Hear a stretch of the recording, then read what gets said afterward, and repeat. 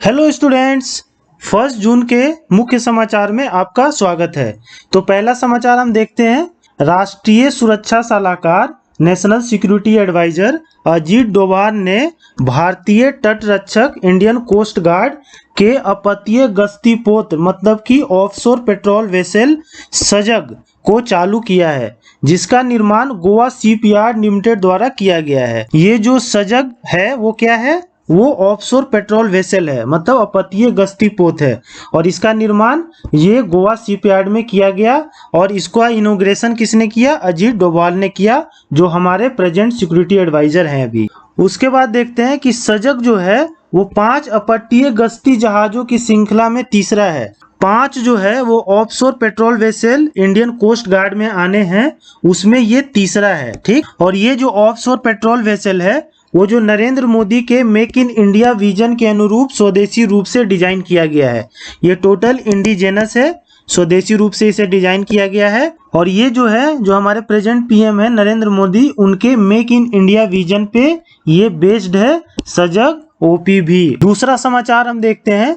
पुरस्कृत इतिहासकार और लेखक विक्रम संपत वीर सावरकर के जीवन और कार्यों पर पुस्तक का दूसरा और समापन खंड सावरकर ए कंटेस्टेड लिगेसी 1924 टू 1966 लिखा है। इतिहासकार और लेखक विक्रम संपत ने जो है वीर सावरकर के जीवन पे ये दूसरा जो है वो पुस्तक लिखा है, सेकेंड पार्ट लिखा है, जिसका नाम क्या है? सावरकर ए कंटेस्टेड लिगेसी 1924 टू 1966। और इसका जो पहला पार्ट था उसमें जो है वीर सावरकर के जन्म जो 1883 में हुआ था से लेके 1924 तक, जब वो जेल से रिहा हुए थे, तब तक के जीवन काल के बारे में लिखा गया था फर्स्ट पार्ट में। और दूसरा पार्ट में 1924 से लेके 1966 तक, जिस वर्ष उनकी मृत्यु हुई थी, 1966 में उनकी मृत्यु हो गई थी, तो उनके जीवन और कार्यों पर इसमें प्रकाश डाला गया है ये सेकेंड पार्ट पे। और इस पुस्तक का लोकार्पण जो है वो कब होगा? 26 जुलाई 2021 को होगा। और ये किसके द्वारा किया जाएगा? पेंगुइन रैंडम हाउस इंडिया के प्रकाशन के द्वारा ये लोकार्पण किया जाएगा। तीसरा समाचार हम देखते हैं। क्रिकेट ऑलराउंडर और कमेंटेटर और कोच रवि शास्त्री अब अपना प्रकाशन मतलब कि पब्लिकेशन शुरू कर रहे हैं। ठीक, और उन्होंने जो है star gazing the player in my life नामक एक पहली पुस्तक लिखी है।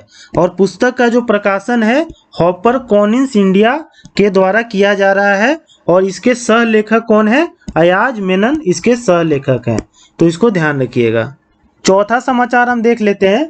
1 जून को जो है वर्ल्ड मिल्क डे के रूप में मनाया जाता है। किसके द्वारा? संयुक्त राष्ट्र और खाद्य और कृषि संगठन के द्वारा, मतलब फूड एंड एग्रीकल्चरल ऑर्गेनाइजेशन के द्वारा 1 जून को वर्ल्ड मिल्क डे के रूप में मनाया जाता है। और इसे जो है दूध के महत्व को पहचानने और डेयरी क्षेत्र में सम्मान में हर साल 1 जून को विश्व दूध दिवस जो है वो मनाया जाता है।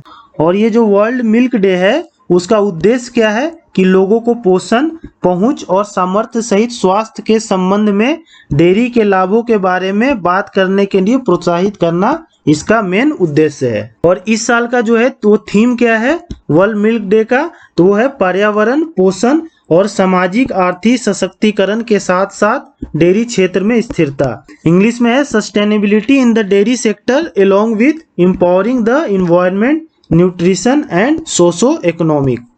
तो ये इसका थीम है, इसको ध्यान रखिएगा।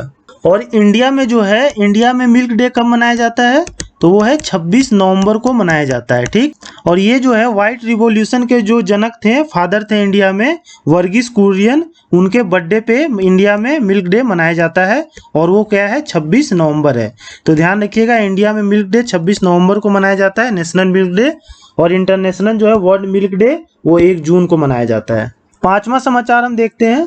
1 जून को जो है ग्लोबल डे ऑफ पेरेंट्स के रूप में भी मनाया जाता है। संयुक्त राष्ट्र जो है यूएनओ दुनिया भर में सभी माता पिता को सम्मानित करने के लिए हर साल 1 जून को वैश्विक मातृ पितृ दिवस मतलब कि ग्लोबल डे ऑफ पेरेंट्स मनाता है। और इस साल का जो थीम है वो क्या है? कि appreciate all parents through out the world, मतलब दुनिया भर में सभी अपने माता पिता की सराहना करें। छठा समाचार हम देखते हैं। डेनमार्क के पूर्व प्रधानमंत्री पॉल स्लूटर का निधन हो गया है। स्लूटर जो थे 1982 से लेके 1993 तक देश के प्रधानमंत्री के रूप में कार्य किया था इन्होंने। 7वां समाचार हम देखते हैं, विश्व स्वास्थ्य संगठन WHO वर्ल्ड हेल्थ ऑर्गेनाइजेशन ने केंद्रीय स्वास्थ्य मंत्री डॉक्टर हर्षवर्धन को तंबाकू नियंत्रण के क्षेत्र में उनकी उपलब्धियों के लिए WHO महानिदेशक विशेष मान्यता पुरस्कार से सम्मानित किया है।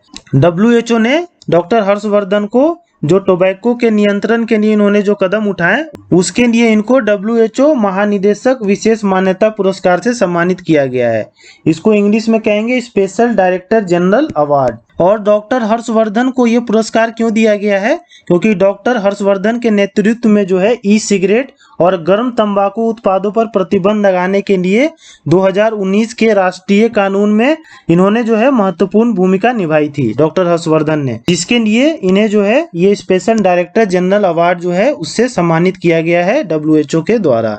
8वां समाचार हम देखते हैं, Indian farmers fertiliser cooperative limited IFFCO ने दुनिया भर के किसानों के लिए दुनिया का पहला नैनो यूरिया लिक्विड पेश किया है। ये जो नैनो यूरिया लिक्विड है ये काफ़ी इफेक्टिव है नॉर्मल जो यूरिया है उससे, और इससे क्या होगा, प्रोडक्शन जो है वो बढ़ेगा। उसके बाद जो ग्राउंड वाटर में भी इसका पॉजिटिव इम्पैक्ट देखने को मिलेगा ग्राउंड वाटर में, और ग्लोबल वार्मिंग में भी जो है वो कमी आएगी। इसे इको फ्रेंडली बनाया गया है। उसके बाद देख लेते हैं, इफको द्वारा जारी आधिकारिक बयान के अनुसार भारत में ऑनलाइन ऑफलाइन मोड में आयोजित अपनी 50वीं वार्षिक आम सभा में दुनिया की ये पहली जो नैनो यूरिया लिक्विड है उसको पेश की गई थी। 9वां समाचार हम देख लेते हैं, चीन में इंसान के अंदर बर्ड फ्लू का पहला मामला सामने आया है। जो चाइना में जो है इंसान में बर्ड फ्लू का सबसे पहला मामला सामने आया है, और चीन में जो ये बर्ड फ्लू का स्ट्रेन है जिसका नाम क्या है H10N3 है, इससे जो संक्रमित पहले शख्स का मामला सामने आया है, और यह मामला देश के पूर्वी जिंग्यांसू प्रांत से पता चला है। जो चाइना में है पूर्वी जिंग्यांसू प्रांत, वहां पे ये पहला मामला आया है सामने। 10वां समाचार हम देखते हैं, चीनी सरकार ने हाल में ही अपने नागरिकों के लिए बच्चों के जन्म को लेकर लगाए गए प्रतिबंधों में ढील दे दी है। चाइना सरकार ने जो बच्चों पे वहां पे प्रतिबंध लगाया गया था उसमें ढील दे दी है। पहले देश में अधिकतम 2 बच्चों को जन्म देने की इजाजत थी, लेकिन अब अधिकतम बच्चों की संख्या बढ़ाकर 3 कर दी गई है। उससे पहले क्या था कि चाइना में 1979 में तेजी से बढ़ती जनसंख्या दर को धीमा करने के लिए एक बच्चा पैदा करने की नीति वन चाइल्ड पॉलिसी की शुरुआत की गई थी, और काफी दिन जो है ये वन चाइल्ड पॉलिसी रहा था। उसके बाद जो है 2 बच्चों के लिए चाइना सरकार ने इजाजत देनी शुरू की थी। अब जो है इसमें भी ढील करके 3 बच्चों के लिए जो है सरकार अब इजाजत दे रही है। इसका कारण क्या है? देश में बुजुर्गों की आबादी बढ़ना। जो बुजुर्ग हैं उनकी आबादी देश में बढ़ रही है और वर्क फोर्स क्या हो रहा है, घट रहा है। ठीक, तो उसके डर से 2016 में चाइना ने क्या किया था कि 2 बच्चे पैदा करने की अनुमति दे दी थी, लेकिन अभी उनको ऐसा लग रहा है कि इससे भी हमारा वर्क फोर्स जो है वो सही नहीं होगा, तो इसने जो है अभी 3 बच्चों की अनुमति दे दी है। 11वां समाचार हम देखते हैं, दुनिया की दूसरे नंबर की टेनिस खिलाड़ी नाओमी ओसाका, जो कहाँ की हैं, जापान की हैं, ने फ्रेंच ओपन से अपना नाम वापस ले लिया है। उन्होंने फ्रेंच ओपन टेनिस से नाम वापस लेकर सबको चौंका दिया है। इन्होंने ये कह दिया है कि मैं फ्रेंच ओपन नहीं खेलूंगी, और इसका रीजन क्या है अभी तक ये पता नहीं चला है। 12वां समाचार देखते हैं हम, IIT गुवाहाटी के शोधकर्ताओं ने स्मार्ट विंडो सामग्री विकसित की है जो एक लागू वोल्टेज से गर्मी और प्रकाश की मात्रा को प्रभावी ढंग से नियंत्रित कर सकती है। IIT गुवाहाटी ने एक स्मार्ट विंडो लॉन्च किया है जिससे क्या है कि ये फिक्स वोल्टेज पे हीट और लाइट की मात्रा को जो है वो कंट्रोल किया जा सकता है। तो आज के मुख्य समाचार में इतना ही, मिलते हैं नेक्स्ट वीडियो में। और अगर आपको ये पसंद आ रहा है तो please like share and subscribe to my channel. Thank you.